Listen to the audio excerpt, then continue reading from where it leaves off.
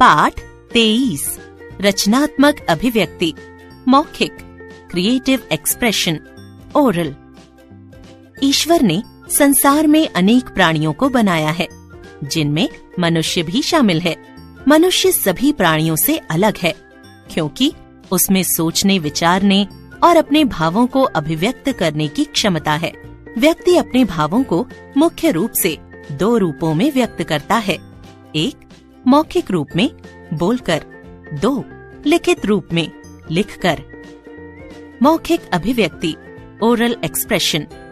मौखिक रूप में भावों को अभिव्यक्त करने के अनेक तरीके होते हैं, जैसे समाचार वाचन, भाषण, मंच संचालन, वाद विवाद, वार्तालाप, अंत्याक्षरी, कविता पाठ, घटना वर्णन, कहानी सुनाना, संवाद, साक्षात्कार आदि।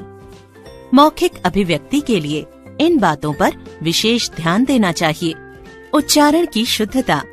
उच्चारण शुद्ध होना मौखिक अभिव्यक्ति का महत्वपूर्ण तत्व है। अशुद्ध उच्चारण द्वारा स्थिति कभी कभी हास्यास्पद हो जाती है, साथ ही अर्थ का अनर्थ भी हो जाता है। भाषा की शुद्धता। अभिव्यक्ति के लिए भाषा की शुद्धता भी अनिवार्य है, अतः व्याकरणात्मक भाषा का ही प्रयोग करना चाहिए। भाषा की व्यावहारिकता। विभिन्न स्थितियों में भाषा का रूप बदलता रहता है। मौखिक अभिव्यक्ति में विभिन्न कार्यक्रमों एवं अवसरों पर प्रयोग की जाने वाली भाषा की व्यावहारिकता का अत्यंत महत्वपूर्ण स्थान है। भाषा स्पष्ट होनी चाहिए तथा उसमें बनावटीपन नहीं होना चाहिए। भाषा का श्रोतागण के स्तर के अनुरूप होना भी अत्यंत आवश्यक है। मौखिक अभिव्यक्ति की कुछ प्रमुख विधाएं इस प्रकार हैं। 1 भाषण एवं आशुभाषण, 2 अंत्याक्षरी, 3 परिचर्चा, 4 काव्य पाठ व सस्वर वाचन, 5 अभिनय और संवाद। भाषण एवं आशुभाषण, स्पीच एंड एक्सटेम्पोर। भाषण। दिए गए चित्र में एक छात्र मंच पर भाषण देने के लिए खड़ा तो हुआ, परंतु 2-3 वाक्य बोलकर ही चुप हो गया। दर्शक उसका उपहास करने लगे और वह लज्जित महसूस करने लगा। अपनी बात अथवा दृष्टिकोण को तर्कपूर्ण तथा क्रमबद्ध ढंग से अभिव्यक्त करना भाषण कहलाता है। भाषण मौखिक अभिव्यक्ति का उत्तम साधन है। जीवन में ऐसे अनेक अवसर आते हैं जब प्रभावपूर्ण भाषण देना अनिवार्य हो जाता है, अतः शिक्षक विभिन्न अवसरों पर छात्रों को उपयुक्त विषय देकर उन्हें भाषण देने का अवसर प्रदान करें। भाषण की कुछ औपचारिकताएं होती हैं, जिन पर ध्यान देना अत्यंत आवश्यक है। सभा में उपस्थित अध्यक्ष एवं श्रोताओं को उचित तरीके से संबोधित करना, भाषण देते समय उचित हाव भाव का प्रदर्शन करना, भाषण को प्रभावपूर्ण एवं रुचिकर बनाने के लिए प्रसंगानुकूल हास्य विनोदपूर्ण उदाहरण प्रस्तुत करना। भाषण को प्रभावी बनाने के लिए निम्नलिखित बातों का विशेष रूप से ध्यान रखें। संबंधित विषय का पहले ही अध्ययन करके भाषण लिखकर तैयार कर लें। इससे आत्मविश्वास बढ़ता है। भाषण तैयार करते समय सारगर्भित तथा विषयानुकूल भाषा का प्रयोग करें। आत्मविश्वास बढ़ाने के लिए किसी मित्र अथवा संबंधी के समक्ष हाव भाव के साथ भाषण की विषय वस्तु का अभ्यास करें। भाषण में स्वाभाविकता का विशेष महत्व होता है। कृत्रिमता तथा दिखावे से वक्ता उपहास का पात्र बन जाता है। आशुभाषण। आशुभाषण छात्रों की तर्क शक्ति तथा बौद्धिक विकास में सहायक होते हैं। आशुभाषण में विषय उसी समय दिया जाता है। वक्ता को उसी समय क्रमबद्ध रूप से अपने विचारों को आयोजित करके प्रभावी ढंग से प्रस्तुत करना होता है। आशुभाषण देने के लिए छात्रों में धैर्य, आत्मविश्वास तथा शांत रहकर अपनी बात प्रस्तुत करने की क्षमता होनी चाहिए। अंत्याक्षरी। अंत्याक्षरी। अंत्याक्षरी मौखिक अभिव्यक्ति का एक विशिष्ट प्रकार है। इससे मनोरंजन के साथ साथ शब्द ज्ञान भी बढ़ता है। अंत्याक्षरी से अधिक चौपाइयाँ, कविताएं, दोहे, गाने आदि कंठस्थ करने की प्रेरणा मिलती है। अंत्याक्षरी 2 तरह की होती है। क शब्दों की अंत्याक्षरी, ख कविता की अंत्याक्षरी, क शब्दों की अंत्याक्षरी। यह एक सरल अंत्याक्षरी है। इसमें 2 व्यक्ति या टीमें शब्दों पर आधारित खेल खेलती हैं। इसमें शब्दों के मात्रा सहित अंतिम वर्ण से ही नया शब्द बोला जाना चाहिए। जैसे एक व्यक्ति कमीज शब्द कहता है, दूसरे व्यक्ति को ज से प्रारंभ होने वाला शब्द बोलना होता है। यदि वह जमीन कहता है तो पहले व्यक्ति को ना से नया शब्द बताना होता है। पहला व्यक्ति नदी कहता है तो दूसरे को दी से नया शब्द बोलना होता है। यह क्रम चलता रहता है। इस प्रकार मनोरंजन के साथ साथ हमारे शब्द भंडार में वृद्धि भी होती जाती है। ख कविता की अंत्याक्षरी। आजकल लोग कविताओं, फिल्मी गीतों, दोहों आदि की अंत्याक्षरी का भी आनंद लेते हैं। इस अंत्याक्षरी में पहले व्यक्ति द्वारा बोली गई पंक्ति में आने वाले अंतिम वर्ण से दूसरे व्यक्ति को कविता, दोहा या गीत की पंक्ति बतानी होती है। यह क्रम चलता रहता है और लोगों का मनोरंजन भी होता रहता है।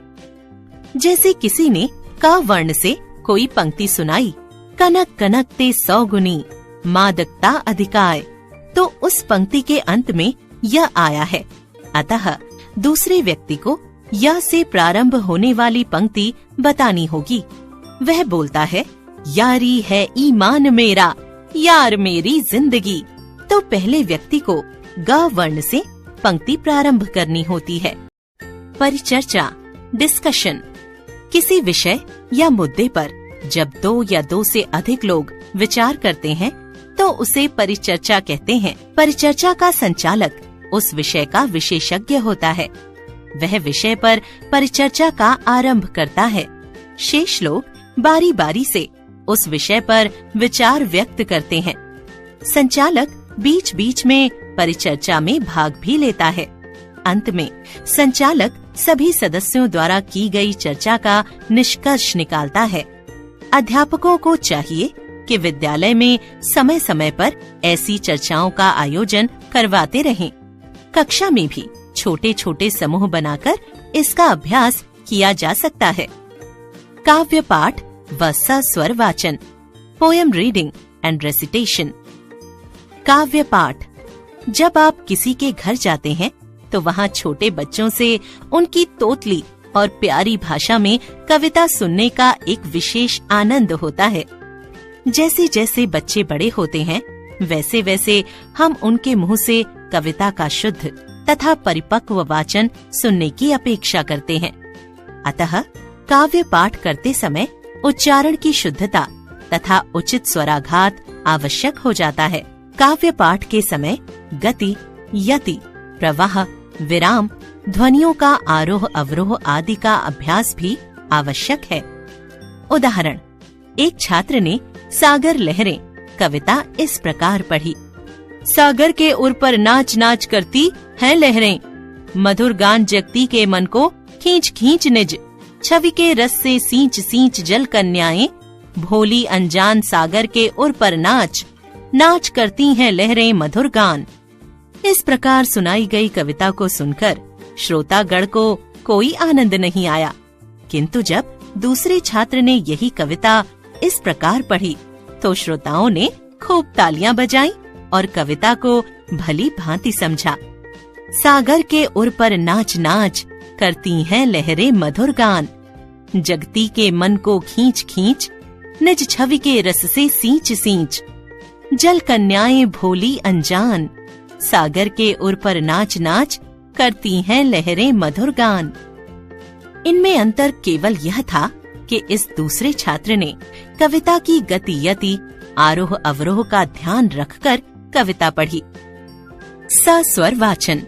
मौखिक अभिव्यक्ति विकसित करने के लिए सस्वर वाचन अत्यंत महत्वपूर्ण तथा उपयोगी सिद्ध होता है। लिखित पद्यांश या गद्यांश के सस्वर वाचन से शुद्ध उच्चारण एवं मौखिक अभिव्यक्ति की कुशलता विकसित हो सकती है।